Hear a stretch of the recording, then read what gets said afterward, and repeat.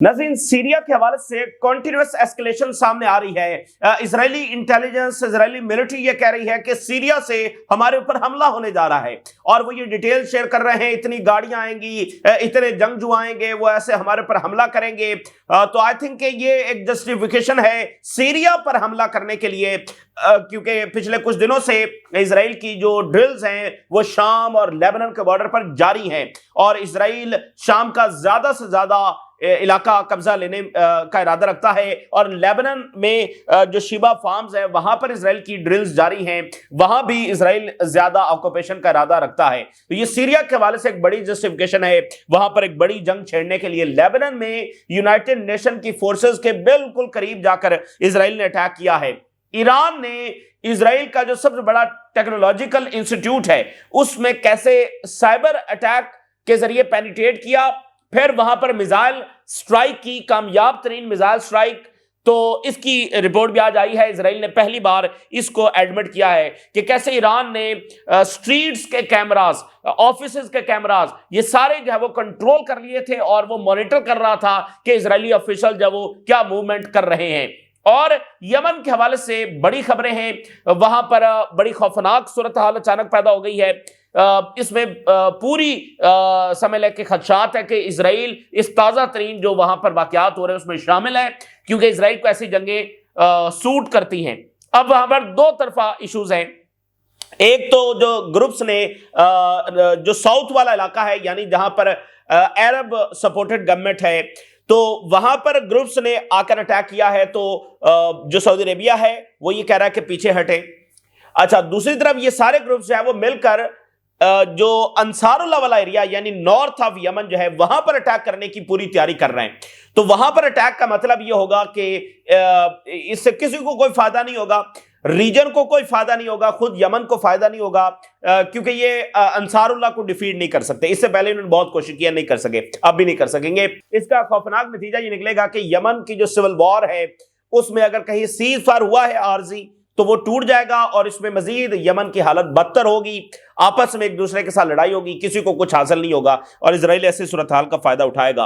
America ICC को pressurise कर रहा है कि वो अमेरिका के खिलाफ, ट्रंप के खिलाफ किसी किस्म की इन्वेस्टिगेशन को इकदाम ना उठाए, और इसके बदले में वो सैंक्शंस हटा देंगे। आईसीसी ये डील मानने से इनकार कर रहा है। यूरोपियन लीडर्स मैक्रोन, स्टारमर और जर्मन चांसलर की हंगामी बात हुई है ट्रंप के साथ, चूंकि सूरत हाल बहुत ही फैसला कुन सूरत हाल है, क्योंकि यूक्रेन की जंग जो है वो मुस्तकबिल का फैसला करेगी। यूक्रेन की जंग अब एक मोड़ पर पहुंच गई है कि कुछ फैसला करना है, किस डायरेक्शन में जाना है। ट्रंप तैयार नहीं है जंग को चलाने के लिए, और जो ट्रंप का पीस प्लान है उसको यूरोप मानने के लिए तैयार नहीं है। ट्रंप कह रहा है फिर मैं पीछे हट जाऊंगा। ट्रंप पीछे हट जाएगा यानी अमेरिका पीछे हट जाएगा, तो यूक्रेन की जंग चल नहीं सकती। अगर चलानी है तो उसके लिए फिर यूरोपियंस के पास पैसे नहीं है, उसके लिए फिर जो रशियन एसेट्स हैं उनको इस्तेमाल करना है। रशियन एसेट्स को इस्तेमाल करने का मतलब यह है कि कंफर्मेशन कर देनी है वर्ल्ड वॉर की। इसके नतीजे में तो वर्ल्ड वॉर होकर रहेगी, मतलब यह नविश्ता दीवार है। पहले तो खतरात हैं, रियल थ्रेट्स हैं, ये सारी चीजें डिस्कस हो रही हैं। इस इकदाम का मतलब होगा कि जंग की कंफर्मेशन कर देना, क्योंकि आप जंग को जारी रख रहे हैं और इसका अल्टीमेट नतीजा बरहराज जंग की सूरत में निकलेगा। ये ऑलरेडी बहुत बिगड़ी हुई जंग है, यानी आप देखिए कि सारी दुनिया मिलकर भी एक जंग को नहीं रोक पा रही है। तो अगर ये मजीद चल गई तो फिर तो ये इसको क्या रुकना है। तो ये बरहराज रशिया और यूरोप जंग की तरफ चले जाएंगे। ये बड़ा डिसाइडिंग मोड है, यानी यूरोपियंस तैयार नहीं है ट्रंप के प्लान पर जंगबंदी के लिए, और ट्रंप तैयार नहीं है इस जंग को मजीद फंड करने के लिए। फिर रशियन एसेट्स ये इस्तेमाल करेंगे, इनकी अपनी इकोनॉमी तो है नहीं, और यूरोप इसमें से फातेह होकर कभी नहीं निकलेगा। ये बात ज़हन में रखें, फातेह होकर यूरोप इसमें से कभी नहीं निकलेगा। ज़ाहिर है कि एरोगेंस है, एक डीप स्टेट है, एक रिवायती दुश्मनी है रशिया से, इसके अलावा कुछ भी नहीं। इसके साथ एक और रिपोर्ट भी सामने आ रही है, बहुत बड़ी रिपोर्ट है, बहुत बड़ी रिपोर्ट है। यूरोप से, अमेरिका से रिपोर्ट यह है कि यूरोपियंस जो है, यूरोपियन लीडरशिप जो है वो इस वक्त एक ऐसे ऑप्शन को डिस्कस कर रही है जो कि म्यूचुअल डिस्ट्रक्शन वाला ऑप्शन है, यानी यूरोपीय यूनियन, यूरोप और अमेरिका दोनों की म्यूचुअल डिस्ट्रक्शन होगी, दोनों का नुकसान उसमें होगा। और इस ऑप्शन का मतलब यह है कि ये जो डिक्लाइनिंग एम्पायर है ये इस तरह से रैपिडली डिक्लाइन करेगा कि जैसे आप बटन पुश करते हैं ना تو بس ایسے کولیپس ہو جاتا ہے. یہ بٹن پش کرنے والی بات ہوگی. یہ ایسا آپشن ہے. وہ یہ ہے کہ یورپی یونین ٹریلینز آف ڈالرز کے, سادہ الفاظ میں سمجھاؤں تو بانڈز ان کے پاس ہے. یعنی جو یو ایس ٹریجری ہے اس میں ٹریلینز آف ڈالرز کی ہولڈنگز یورپی یونین کے پاس ہے. سادہ الفاظ میں انہوں نے وہاں پر بانڈز خریدے ہوئے, پیسے دے کر بانڈز خریدے ہوئے ٹریلینز آف ڈالرز کے. یورپی یونین یہ ڈسکس کر رہا ہے, اس کی لیڈرشپ یورپین اور امریکن میڈیا کے مطابق, کہ وہ ایک ساتھ یہ سارے بانڈز سیل کر دیں.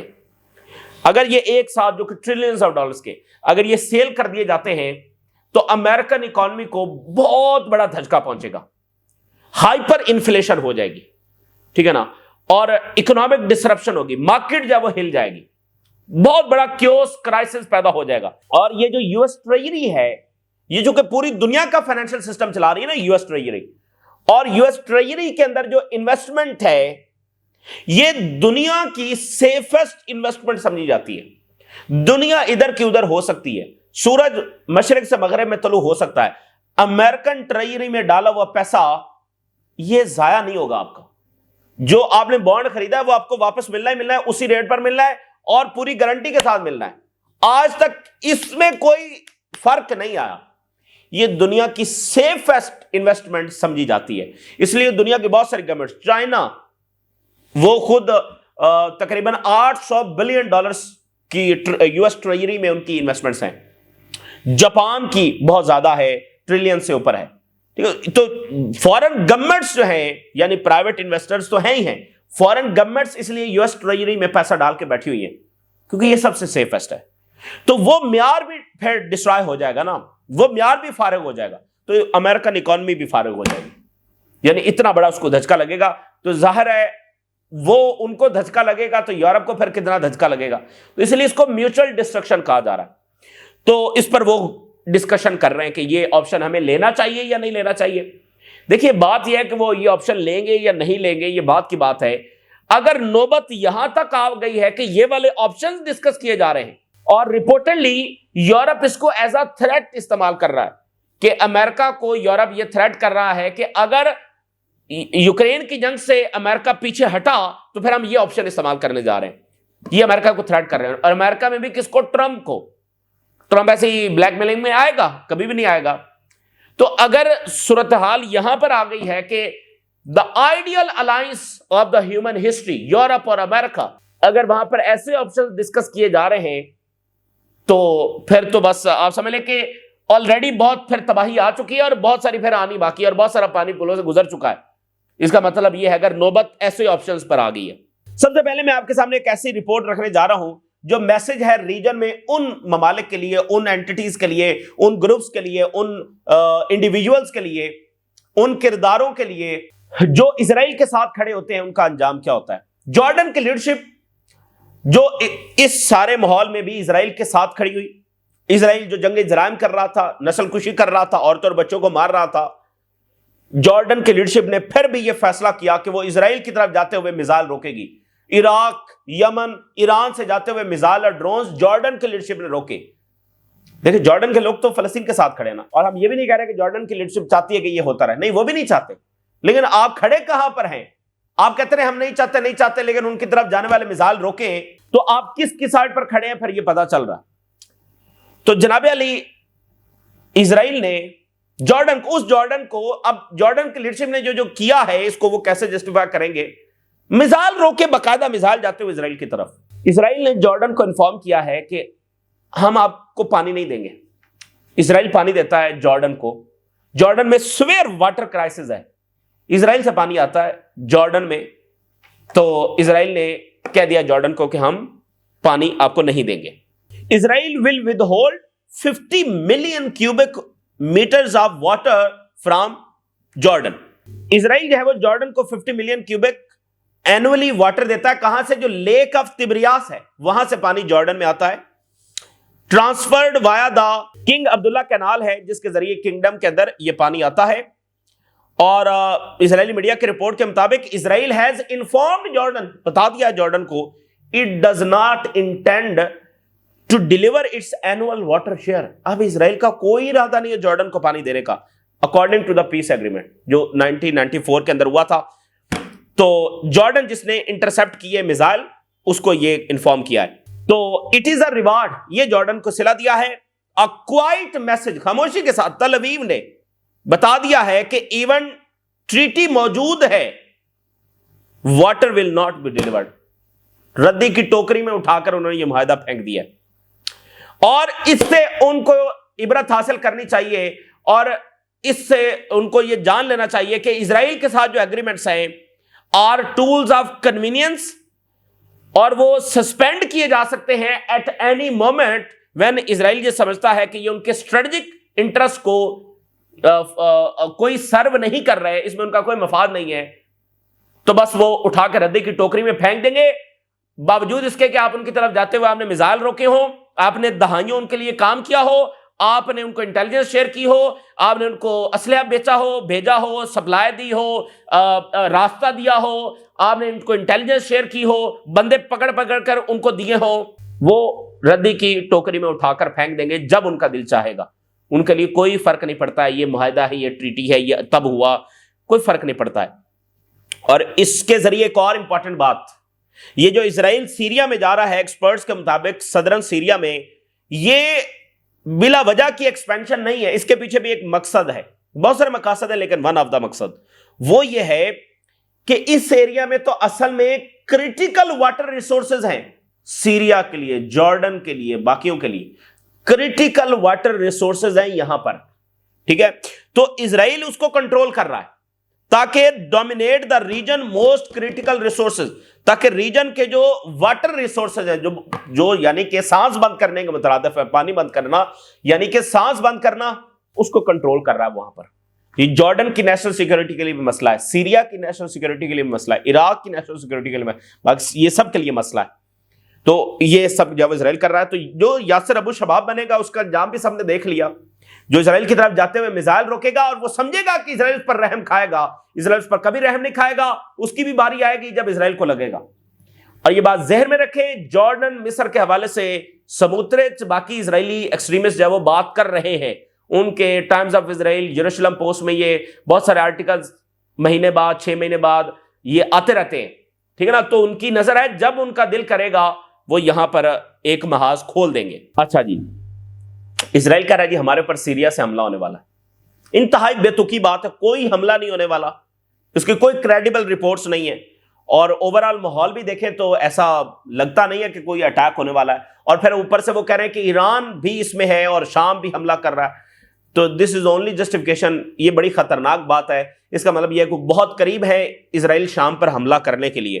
کہتے ہیں 40 گاڑیاں 40 وہیکل جب وہ داخل ہوں گی, 2 یا 3 پوائنٹ سے وہ داخل ہوں گے اور اسرائیل پر حملہ کر دیں گے, زمینی حملہ کر دیں گے.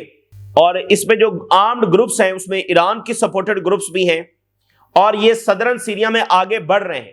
دیکھیں اسرائیل تو سارے ایریا کو کنٹرول کر رہا ہے, ان کے ڈرونز گھوم رہے ہیں, تو ذرا فوٹیج جاری کریں نا کہ یہ گاڑیاں یہاں سے آگے بڑھ رہی ہیں.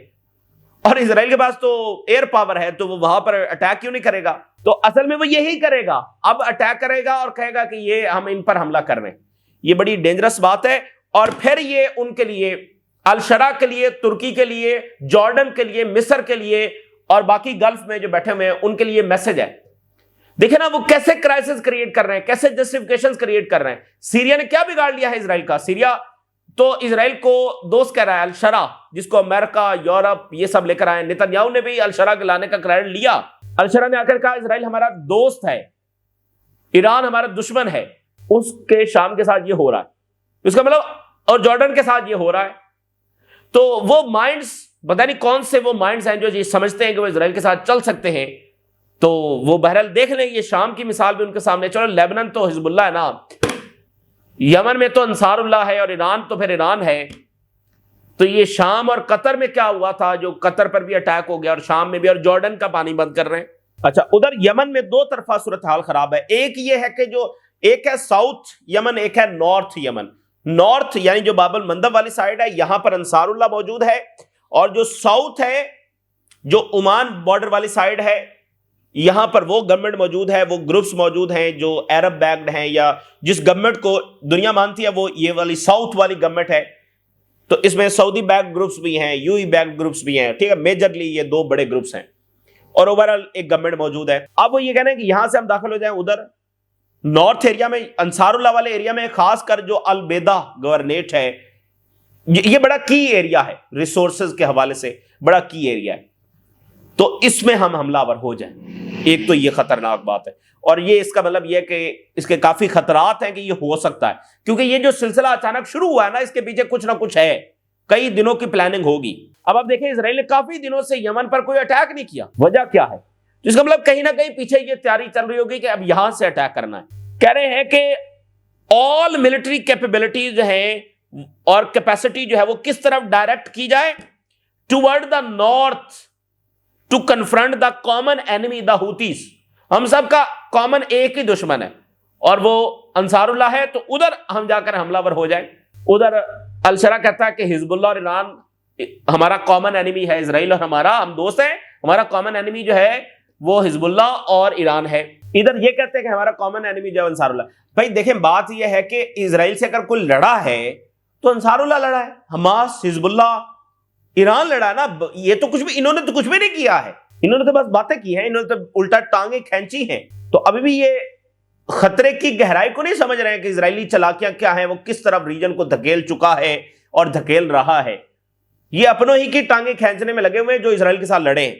ان کے آپ ایک اور چیز دیکھیے, پوری عرب اسٹریٹ اور پوری OIC ورلڈ کی پبلک کس کے ساتھ کھڑے ہیں؟ یہ یمن کی اس گورنمنٹ کے ساتھ کھڑے ہیں یا انصار اللہ کے ساتھ کھڑے ہیں, حزب اللہ کے ساتھ کھڑے ہیں یا لیبنیز گورنمنٹ کے ساتھ کھڑے ہیں؟ آپ ذرا دیکھیں نا, الشرا کے ساتھ کھڑے ہیں یا ایران کے ساتھ کھڑے ہیں؟ تو سب کے سامنے ہے کہ رائٹ کون ہے, رانگ کون ہے. تو ڈگنیٹی تو ان کی ہے جو لڑے ہیں. اور دوسری بات یہ ہے کہ جو یمنی ہاؤس آف ریپرزینٹیٹو ہے وہ یہ کہہ رہا ہے کہ یہ جو گروپس آئے جس کو سو کالڈ اس کے بارے میں کہا جاتا ہے کہ ریپورٹڈلی یوئی بیکڈ یہ گروپس ہیں, یہ وڈرا کریں اور اپنے ملٹری میئرز روکیں. یہ اب ان کا پارلیمنٹ کہہ رہا ہے. تو یہ دو طرفہ ایشوز اچانک یمن میں پیدا ہو گئے. یہ ہوئے نہیں ہیں, کروائے گئے ہیں. اس کے پیچھے کون ہے یہ سامنے آ جائے گا. US pressure ICC to drop Gaza and Afghanistan investigations. ICC کو پریشر ہے کہ غزہ اور افغانستان کی انویسٹیگیشن روک دی جائیں جو جنگی جرائم ہوئے. اور اس سے اگلی خبر رائٹرز کی, US threatens new ICC sanctions why unless court pledges not to prosecute Trump. بڑی امپورٹنٹ بات ہے. امریکہ ICC کو کہہ رہا ہے کہ ہم مزید سینکشن لگائیں گے اگر تم نے یہ ساری انویسٹیگیشن نہ روکی, اور ہمیں یہ عہد دو کہ تم ٹرمپ کے خلاف کل کو کوئی انویسٹیگیشن نہیں کرو گے. یعنی خطرہ یہ ہے ٹرمپ صاحب کو اور باقی یہ جو لیڈرشپ ہوگی کہ کل کلاں کو دیکھیں ICC تو اپنا سٹانس لے کر بیٹھی ہوئی ہے, کر کچھ نہیں رہی, لیکن وارنٹس نکال کر بیٹھی ہوئی ہے. مکمل ایک پریشر ہے یورپین گورنمنٹس کے اوپر کہ آپ کچھ کرنے کیوں نہیں کرے, اور وہ پوزیشن لے کر بیٹھی ہوئی ہے. جو ہی یعنی ٹائم بدلے گا وہ انتظار کر رہے ہیں کہ یہ امپلیمنٹیشن ہم کروائیں. تو کل کو جب ٹائم بدلے گا تو ہو سکتا ہے ٹرمپ کے خلاف بھی کوئی بھائی 9 مہینے تو جو ہوا ہے ٹرمپ کے دور میں بھی ہوا ہے نا. اور اگر ہم دیکھیں تو دسمبر تک 1 سال تو ہو گیا جو غزہ میں ہو رہا ہے, ویسٹ بینک میں ہو رہا ہے. ٹرمپ سارا یعنی ہے نا موجود اس میں ہے. تو ٹرمپ کو خطرہ یہ ہے کہ یہ کل کو ہم میرے خلاف ہی کچھ عالمی عدالت جب وہ شروع نہ کر دے تو وہ عہد مانگ رہا ہے, اور ICC فی الحال اس دھمکی میں بھی نہیں آ رہی. ایک ہی بہرحال انسٹیٹیوشن ہے یہ عالمی عدالت جس نے سٹینڈ لیا ہے, باقی نوبیل پیس پرائز اور ادھر ادھر وہ تو سب فارغ ہوئے ہیں. اچھا یہ دن بھی دیکھنے تھے اسرائیلی میڈیا ٹام بیرک کے بارے میں کیا لکھ رہا ہے. نیتن یاہو, ٹام بیرک جو بہت بڑا زائنسٹ ہے, لیبنان کی صورتحال کو یہاں تک لے کر آیا, دھمکیاں حزب اللہ کے خلاف, ایران کے خلاف, ریزسٹنس کے خلاف. ابھی ذرا اس نے اپنا ٹون بدلا ہے, تو ادھر سے اسرائیلی میڈیا نے اور نیتن یاہو نے کیا کہا ہے ٹام بیرک کے بارے میں. ہی از اے گریٹ زائنسٹ. لیکن ذرا دیکھیے وقت کیسے بدل رہا ہے. Netanyahu consider the US envoy Tom Barak hostile to Israel and excessively influenced by the Turkish interest. یہ ٹام بیرک جو ہے یہ تو اسرائیل کا دشمن ہے, یہ تو اسرائیل کا ہاسٹائل ہے.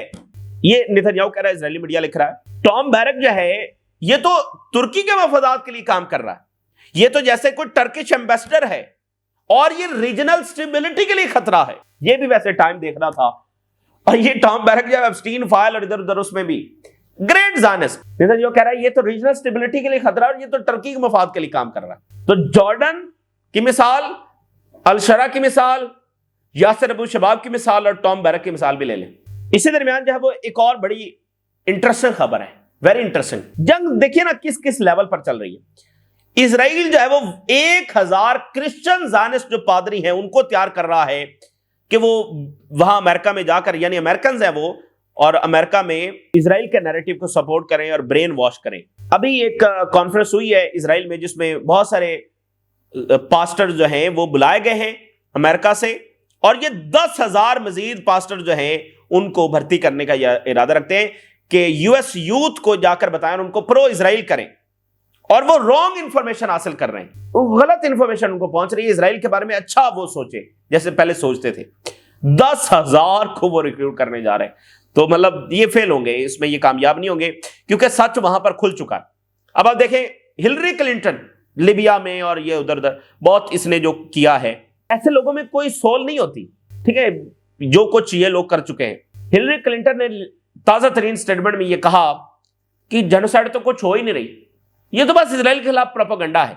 Genocide prevention group slams Clinton for Gaza genocide denial, वो वहां पर अमेरिकन ही खड़े हो गए और उन्होंने शदीद तनकीद की है। उन्होंने कहा कि ये जेनोसाइडल डिनायल है and ignoring evidence of Israel atrocities. जब इतने सबूत सामने है तो ये जेनोसाइड को डिनाय कर रही है, जो कि ज़ाहिर एक बहुत बड़ी चीज है ना कि आप जेनोसाइड को डिनाय कर रहे हैं। और उसने कहा कि ये जो यंग अमेरिकन हैं उस पर उसने क्रिटिसाइज किया, अपने ही अमेरिकन पर। अब आप देखें कि इसलिए तो वो टकर कार्लसन और वो सारे चीख रहे हैं कि भाई ये अमेरिका में कौन लोग बैठे हुए हैं।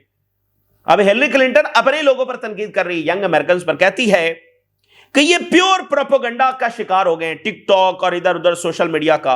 और गजा के हवाले से जो वीडियोस आती हैं वो फैब्रिकेटेड थी। और मैंने इसराइल को कहा कि तुम्हारी वर्स्ट पीआर है, तुम्हारी जो स्टोरी है, तुम्हारी जो बात है वो इफेक्टिवली लोगों तक पहुंच ही नहीं रही। तो यानी हिलरी क्लिंटन ने एक ऐसा एंगल देने की कोशिश की कि ये तो एक पीआर का मामला है, यानी आप पीआर करते हैं ना अच्छा इमेज बनाने के लिए, कि बस अगर इसराइल ने थोड़ा सा अच्छा मैनेज नहीं किया, अगर थोड़ी अच्छी पीआर की होती तो ये इसराइल के बारे में ऐसा इमेज क्रिएट ना होता। यानी एक जेनोसाइड हुई है वो ये नहीं मान रही, वो कह रही ये तो फैब्रिकेटेड वीडियोस गई हैं और इसराइल ने मैनेज नहीं किया। जैसे कोई शख्स अच्छा होता है लेकिन उसके बारे में मतलब थोड़ी गलत खबर चल गई, ठीक है ना, उसकी पीआर अच्छी नहीं है, उसका इमेज अच्छा क्रिएट नहीं हुआ, लेकिन वो शख्स अच्छा है, मतलब ये पीआर की गलती है, इसराइल ने अच्छा मैनेज नहीं किया। उधर अमेरिकन की ही उस पर तनकीद आ रही है कि ये क्या तरीकाकार है। उधर इसराइल ने फिर गोलियां चलाई हैं और कहा कि कुछ इंडिविजुअल जो है उन्होंने येलो लाइन क्रॉस की और ये हमारे फोर्सेस के लिए खतरा थे, तो हमने उन पर गोलियां चलाई और वो मारे गए। तो ये गजा में मुसलसल हलाकतें हो रही हैं। और यूएन ने कहा है, यूएन फोर्सेस ने, कि हमारी फोर्सेस के बिल्कुल करीब इसराइल ने अटैक किया और ये सीरियस थ्रेट है हमारे लिए। इसराइल ने ये बात एडमिट की है कि जो विजमैन इंस्टीट्यूट है ये इसराइल का बैकबोन इंस्टीट्यूशन है, ये सारी जो उनकी सारी टेक्नोलॉजी है वो ये इंस्टीट्यूट बनाता है, और इसी में से जो नोबेल प्राइज जो मिले हैं साइंस टेक्नोलॉजी में वो इसी इंस्टीट्यूट के लोगों को मिले हैं। तो इसराइल ने पहली बार ये एडमिट किया है कि ईरान ने इंटरसेप्ट कर लिया था इस बिल्डिंग का control, street cameras for a few seconds, और वो बिल्कुल पेनिट्रेट कर गए थे कैमरास में और इजरायली फिगर्स की जो मूवमेंट है उसको मॉनिटर कर रहे थे। तो वो ये चाहते थे कि हम जब हमला करें तो मुकम्मल ज्यादा डैमेज हम कर सकें। ये बहुत बड़ा इतराफ है। अच्छा, उधर मेजॉरिटी ऑफ अमेरिकन जब वो अपोज कर रहे हैं यूएस स्ट्राइक नियर वेनेजुएला, कि वेनेजुएला और फिर उसके इर्द-गिर्द जो कश्तियों पर अटैक हो रहे हैं उसको वो अपोज कर रहे हैं। अच्छा, अब जो म्यूचुअल डिस्ट्रक्शन वाली हम बात कर रहे थे, द इकोनॉमिक टाइम्स ने लिखा है, is Europe ready to pull the trigger? क्या यूरोप ट्रिगर दबाने जा रहा है? जनाब अली, ये $2.34 ट्रिलियन हैं जो अमेरिका में अगर कोई फॉरेन एंटिटी, फॉरेन गवर्नमेंट सबसे ज्यादा अगर कोई इन्वेस्टमेंट रखता है तो वो यूरोपीय यूनियन है। $2.34 ट्रिलियन। इसको सादा अल्फाज में ये समझे कि यूएस ट्रेजरी जो है नाज़रीन, उसमें आपने, यानी अमेरिकन गवर्नमेंट जो उसने बॉन्ड जारी की है, बॉन्ड भी होते हैं, बिल्स भी होते हैं, बाकी जिम्मे आप सादा अल्फाज में बॉन्ड ले लेते हैं समझाने के लिए, यानी पैसा दिया, बॉन्ड ले लिए, तो समझ लें कि उन्होंने $2.34 ट्रिलियन के बॉन्ड लिए हुए। और ये जो है ना, ये इसमें कोई दो नंबरी नहीं हो सकती, यानी ये जब चाहे आप वापस कर दें, जितनी कीमत पर लिया है उतनी पर जरूर होगा, और साथ इसके ये होता है कि आपको इंटरेस्ट भी मिलता रहता है, यानी जितने आपके पास पड़े हैं, अब ये $2.34 ट्रिलियन जो है, इस पर उनको इंटरेस्ट भी मिलता है और वो मिलना ही मिलना है, यानी कि उसमें भी कोई डिसरप्शन आ जाएगी। और इसके साथ इंपॉर्टेंट बात क्या है کہ یہ جو ٹریجری ہے that is considered the corner stone of the global economy. یہ گلوبل اکانومی کی ریڑھ کی ہڈی ہے. ساری اکانومی تو چلا ہی رہا نا فائنینشیل سسٹم کی, اور یہ one of the safest investment ہے, اور فل فیتھ اس پر سب کا ہے کہ یو ایس گورنمنٹ اور اس میں کوئی مسئلہ نہیں ہوگا. اور یو ایس گورنمنٹ یہ کیوں جاری کرتی ہے؟ کیش بورو کرنے کے لیے, اپنے آپریشنز کو فنڈ کرنے کے لیے. فیڈرل ڈیفیسٹ کو جو ہوتا ہے, ڈیفیسٹ ہے نا, پھر جنگیں آ گئیں, جنگوں میں پیسہ چاہیے تو پیسہ کہاں سے آئے گا؟ بانڈ جاری کر دیا تو پیسے لے لیے. تو یہ سارا پیسہ بہت سارا جنگوں میں بھی گیا ہوا ہے. جنگیں, ڈیفیسٹ آ گیا تو اس خرچوں کو مینج کرنے کے لیے بانڈ جاری کرتے ہیں کہ ایک نہ ایک دن یہ پیسے واپس ہوں گے, اور جب چاہے آپ بانڈ بیچ دیں اور پیسے لے لیں, اور پھر اس پر آپ کو انٹرسٹ بھی ملنا ہے. تو national security, infrastructure, social programmes کے لیے بانڈز جب جاری ہوتے ہیں, دنیا کی گورنمنٹس, انویسٹرز, انڈیویجولز وہ اس میں پیسے ڈالتے ہیں تاکہ وہ ایک تو ان کا پیسہ جمع ہو جائے اور مشکل ٹائم میں کام آ سکے, اور ساتھ یہ کہ ان کو اس کی جو انٹرسٹ ہے وہ بھی ملتا رہے. اچھا, پھر یہ جو یو ایس ٹریجری ہے یہ ایک بینچ مارک بھی ہے, یعنی یہ ایک پیمانہ ہے جو مارٹگیج ہے, یعنی کہ گھر جو آپ لیتے ہیں بینک سے, کار لونز لیتے ہیں, کارپوریٹ بانڈز ہیں, اور ادر جو فائنینشیل پروڈکٹس ہیں ڈومیسٹکلی اور انٹرنیشنلی, یعنی پوری دنیا میں کار لونز, مارٹگیج, یہ سارا کارپوریٹ بانڈز, اس کا بینچ مارک کیا ہے؟ وہ یو ایس ٹریجری. مطلب دنیا میں بھی جو چیزیں طے ہو رہی تھی, اتنا انٹرسٹ ہوگا, اتنا یہ ہوگا, اتنا وہ ہوگا, وہ بھی ادھر سے مطلب معیار وہ ہے, کارنر سٹون وہ ہے. تو یہ تو یعنی کہ تباہی ہے. تو اسی لیے یعنی کہ اس کو نیوکلر بٹن کہا جا رہا ہے. اس کو وال اسٹریٹ جرنل نے کہا کہ نیوکلر بٹن, یہ نیوکلر آپشن ہے. نیوکلر آپشن ایک ایسی ٹرم استعمال کی جاتی ہے کہ آپ بس سب سے بڑا جو کارڈ ہے آپ وہ کھیلنے جا رہے ہیں جس کے نتیجے میں تباہی ہوگی. تو یہ نیوکلر آپشن ہے. اور دوسرا یہ میوچل ڈسٹرکشن, امریکہ کا بھی نقصان ہوگا کیونکہ ہائپر انفلیشن ہو جائے گی. یہ مارٹگیج کے سارا جو یعنی کہ ہے نا وہ قیمتیں ہل جائیں گی, مارکیٹ ہل جائے گی, اکنامک ڈسرپشن آ جائے گی. کیونکہ امپورٹنٹ بات کیا ہے, ایک یہ ہے کہ چلو ایک ملک فیصلہ کرتا ہے, اس میں پوری یورپی یونین کوآرڈینیٹڈ انداز میں سب سیل کر دیں گے, تو اس سے تو سب ہل جائے گا اور پھر وہ معیار ٹوٹ جائے گا. تو یہ بالکل آپ کہہ لیں کہ امریکن امپائر میں اور ویسٹرن امپائر میں اتنا بڑا چھید ہوگا کہ اس کے بعد ریورسل نہیں ہے. پھر جو مرضی یہ کرتے پھر ریورسل نہیں ہے. تو جب ایسے آپشن ڈسکس بھی ہونے لگ جائیں تو اس میں ان کو بہت کچھ ہو چکا ہے اور ہونے جا رہا ہے. بے شک یہ والا آپشن وہ نہ لیں, لیکن اس آپشن پر وہ آئے کیوں, یہ سوچنے والی بات ہے نا. تو برطانیہ کے پرائم منسٹر, فرینچ کے پریزیڈنٹ اور جرمن چانسلر کی کچھ دیر پہلے ٹرمپ کے ساتھ کال پر بات ہوئی ہے یوکرین کے حوالے سے. اچھا, وہ دھمکا کیوں رہے ہیں؟ وہ کہہ رہے ہیں کہ اگر امریکہ پیچھے ہٹ جائے گا یوکرین سے تو پھر ہم یہ آپشن استعمال کریں گے. ٹرمپ کو یہ دھمکا نہیں سکتے, ٹرمپ کو یہ دھمکائیں گے تو وہ اور زیادہ غصے ہوگا. اب معاملہ بڑا سینسٹیو ہے. یورپ جو ہے وہ زیلنسکی کو انسائٹ کر رہا ہے, رشیا یہ کہہ رہا ہے ٹو کنٹینیو ملٹری آپریشنز, لیکن اس کے پاس فنڈز نہیں ہیں, یورپ کے پاس فنڈز نہیں ہے, چاہتا جنگ جاری رہے, پھر کیا کرے گا؟ رشین ایسٹس کو استعمال کرے گا. تو اس وقت یعنی سادہ باٹم لائن یہ ہے کہ جنگ یورپ جاری رکھنا چاہتا ہے, امریکہ تیار نہیں ہے. پھر کیسی جاری رکھی جائے گی؟ رشین فنڈز استعمال کرنے ہوں گے, اور وہ استعمال کرنے کا مطلب یہ ہے کہ آپ عالمی جنگ میں جا رہے ہیں, آپ رشیا کے ساتھ براہ راست جنگ میں جا رہے ہیں, یہ بات کنفرم ہے. تو یہ بڑا ڈیسائیڈنگ ٹائم ہے. تو یورپ کو چاہیے یہ کہ وہ اس جنگ بندی کو قبول کرے, غلطیوں پر دیکھیں, امیگریشن, جنگوں پر پیسہ, ادھر ادھر اس کو چھوڑ کر ری بلڈنگ کی طرف جائے, بجائے کہ مزید جنگیں. میں آپ کو بتاؤں, یہ رشیا سے کبھی جیت ہی نہیں سکتے ہیں. رشیا کی ہار کا مطلب ایک نیوکلر جنگ ہوگا جس میں سے کوئی بھی فاتح نہیں ہے. تو یہ ان کو ابھی 3 سال میں بھی یہ سمجھ نہیں آئی. امریکہ کو آ گئی ہے, ان کو سمجھ نہیں آئی ہے. اس لیے تو ٹرمپ پہلے کیا کہہ رہا تھا, ویک لیڈرز, ڈیکینگ نیشن, اور ان کو کچھ کک پتا نہیں ہے کہ یہ کر کیا رہے ہیں. یہ ٹرمپ کے الفاظ ہیں. Japan rejects European Union push to tap frozen Russian assets for Ukraine. Japan نے کہا ہم اس میں نہیں ہیں, ہم نہیں ہیں, ہم یہ استعمال کرنے میں ہم حصہ دار نہیں ہیں. آخری خبر یہ ہے کہ ڈنمارک نے for the very first time, بڑی انپورٹنٹ بات ہے کیسے یورپ اور یو ایس بریک ڈاؤن کر رہے ہیں ان کے ریلیشنز.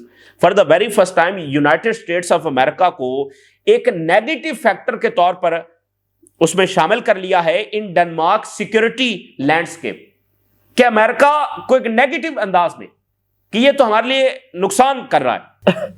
اور ڈنمارک نے کہا کہ امریکہ یورپی یونین کی سیکورٹی گارنٹی کے لیے کوئی قابل اعتماد نہیں ہے، and its increasing use of economic and technological power even against its allies, اور امریکہ اپنی اکنامک اور ٹیکنالوجیکل پاور اپنے ہی اتحادیوں پر استعمال کر رہا ہے، حالانکہ کرنی تو ادھر تھی اور کر بھی 8 دہائیوں سے یہی رہے تھے دنیا میں، اب ایک دوسرے کے خلاف استعمال کر رہے ہیں۔ یہ بہرحال اس وقت کی تازہ ترین صورتحال جو آپ کے ساتھ شیئر کی، آپ نے رائے ضرور آگاہ کریں، اجازت دیجیے، اللہ حافظ۔